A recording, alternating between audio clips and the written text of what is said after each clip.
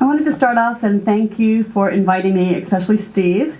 AJC holds a special place in my heart from being the director of the organization, as he said, in 2 different states, but also because of the relationship it has, especially in Los Angeles, and it has in Houston and so forth, with the Consular Corp. That was the favorite part of my job, was dealing with international relations. And AJC is the best organization to deal with international relations, so you are definitely with the right organization here today.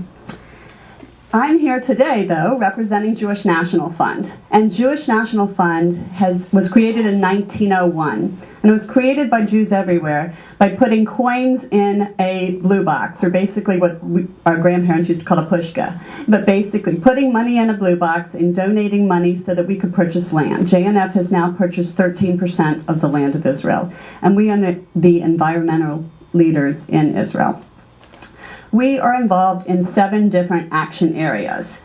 Ecology and afforestation, and many of you know JNF for planting trees. We've planted 240 million trees in Israel.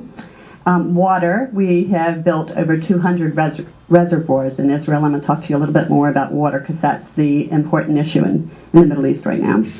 Education, security, tourism and recreation, research and development, community development. I can go on and on and on. So JNF, basically, when you get off the plane in Israel and you look around and you look at the land of Israel, that's JNF. In Israel, it's called Keren Kayemet LeYisrael, and here, Jewish National Fund. In the Mideast, our footprint is all the same. Whether you live in Jordan, whether you live in Saudi Arabia, whether you live in Israel, we all have the same footprint. We all have this arid land that we're dealing with. And if we don't control the desert will control you. For example, in Haiti had a beautiful wetland, had lots of forests. They had to cut down all the forests because of poverty, needed all the trees, and now it's having to deal with the same problems that we are dealing with in the Middle East.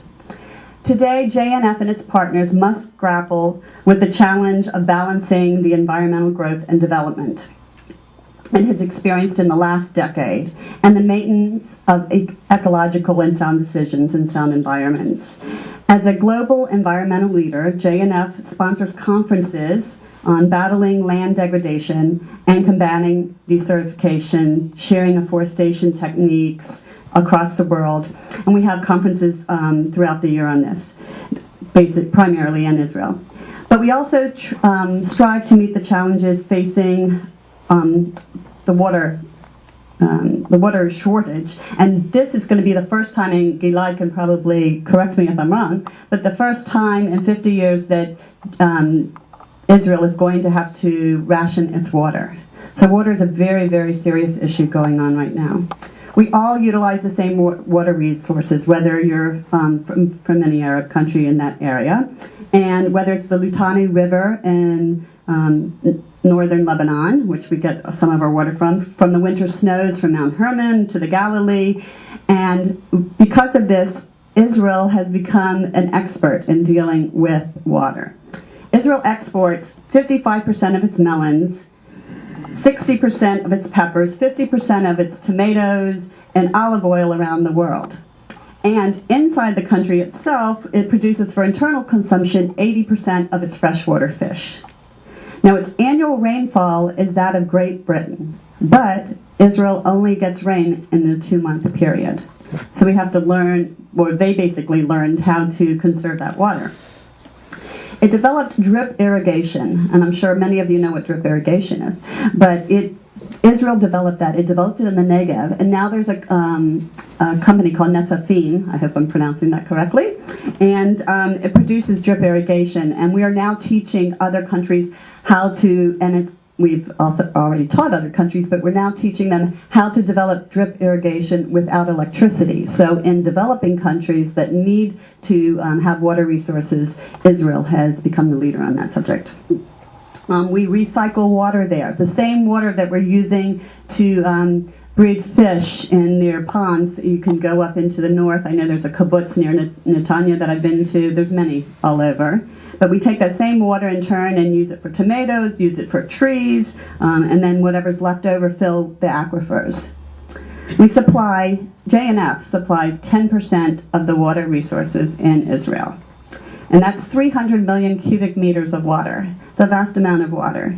And we have done this through our donations from donors from around the world, building 200 reservoirs. LA donors have built 2 so far in Israel. So we're very proud of those reservoirs from our donors here. But we also are now developing through DNA techniques a way to bring back indigenous species of the Bible. So there are many, many different ways that JNF is not just, I was talking to somebody earlier, it's not just planting trees in Israel anymore. We do so much more. We are also partners with the International Arid Land Consortium. I'm sure many of you, or if you haven't heard of it, JNF started this organization, and it's now developed with 7 different universities here also. But we are partners with the U.S. Forest Service, as with many foreign governments in Israel. As you know, we are an apolitical organization, so we work with many countries. We worked also with the Palestinian Authority in cleaning up the Alexander River. If you've been to Israel prior to the cleanup, the river was basically very polluted and on both sides. So we worked with the Palestinian Authority in cleaning up that river and won an international award for that work. And also, for example, farmers in Afghanistan are learning from us at Kabul University. We are also working in Illinois, developing programs in Jordan, Afghanistan, and Pakistan. So you're probably saying, why is JNF doing all this? We are not only the environmental leader, but we have to continue to provide the ingenuity to find resources for water, whether it's with our 200 reservoirs or planting trees or developing new techniques with DNA. But if we don't, the desert will encroach us. So we have to push back the desert. And some of the projects we're doing right now, for example in LA, is we have developed a community called Karmit, and we're developing that in the Negev, and our goal is to bring 500,000 people to live in the Negev. So how can we do that? It's a very dry, arid land. We're building forests. We just had a wonderful donor who gave quite a nice donation to build a huge forest in the Negev. We're building more reservoirs. We're building communities there, and we build the infrastructure for these communities. Also another one, and I know one of your board members was not here, Honey Amato, and Honey is very excited about the Hula Valley project, so she wanted me to mention that today, but that also is a program in the Hula Valley. We cleaned up the swamps there, and now over 500 species of birds migrate there every year. It's beautiful. If you haven't been to Israel and you have to go to the Hula Valley. But here in LA, we have started also our Go Neutral program. And that started because we have a board member who is a member of Sinai Temple, and they decided to go green on their temple. So they zeroed out their carbon emissions, they raised the money per square footage, and now have decided to help with environmental projects and planting trees in Israel. So we're doing this with many organizations and synagogues throughout the country. Our program, Go Neutral, is throughout the country now. And we're working with schools and universities. Even Stephen S. Wise is now working with us too. So most of the organizations and synagogues here in the community have been working with us. So I just want to remind you, when you open your bags, you're going to see a couple different pieces from us. One is a passport. And on one side, you'll see all the information about the different pieces I just spoke to you about. But on the other side of it will be facts and information and tidbits about Israel, so that when you go there, you'll have that information to take with you. Thank you.